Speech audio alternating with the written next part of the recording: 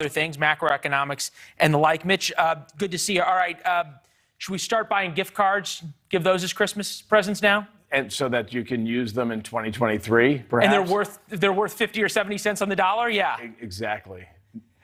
This brings up a real point, though. Is this sort of an amorphous thing? And we look at that live picture of the ships off the port and you go, okay, you know, there's a lot of money sitting there. Smart people in private industry is going to figure this out. Is there something materially to worry about? I think it's also a trucker shortage. You know, everybody uses the term supply chain and nobody really defines it, but it's the movement of things from point A to point B to point C, and we have a trucker shortage too.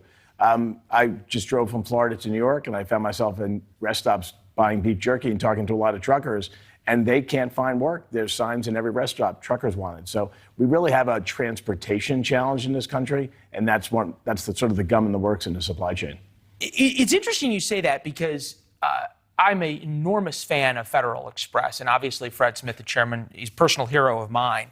But you've got President Biden saying, okay, they're going to move freight at night. All is going to be well. 2 days ago, we were reporting that FedEx had 10,000 job openings. And Amazon's got job openings, and UPS has got job openings, and the Postal Service is dysfunctional. So I don't think just willing something is going to solve the problem. It is a private sector, public sector partnership that will require this, you know, to make it work. But I think at the end of the day, this is a labor shortage challenge, and you mentioned it at the top of the show. Yeah, 11 million open jobs. Here was Jen Psaki, though, basically saying we're doing all we can. Take a listen. Based on everything being announced today, can this administration guarantee that holiday packages will arrive on time? We are not the Postal Service or UPS or FedEx. We cannot guarantee. What we can do is use every lever at the federal government disposal to reduce delays. Forgive me, but are they using every lever? They're not nationalizing the longshoremen. That would change things. No, or how about the military? You know, when people come back from military service, the number one skill that they have is driving trucks. We have all of these people who just came back from Afghanistan. They know how to drive trucks. Why don't we get those folks who would love to help deliver Christmas presents?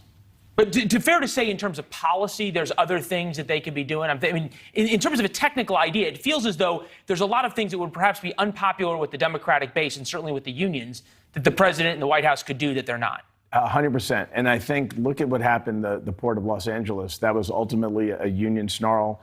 The people who unload, the longshoremen, the truckers' unions, finally getting them to work 24 hours a day took executive action. So clearly, we got to get the unions on board. No question about it.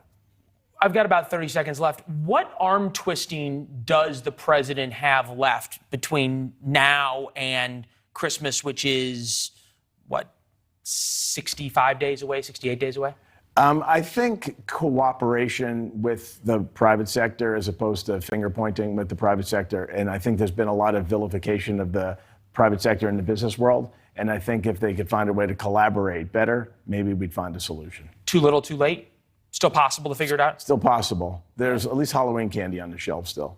There is that, but it's still 15 days to Halloween. Go buy your candy corn now. Mitch, thank you very much. It's good to see you as always, my friend. From a political standpoint,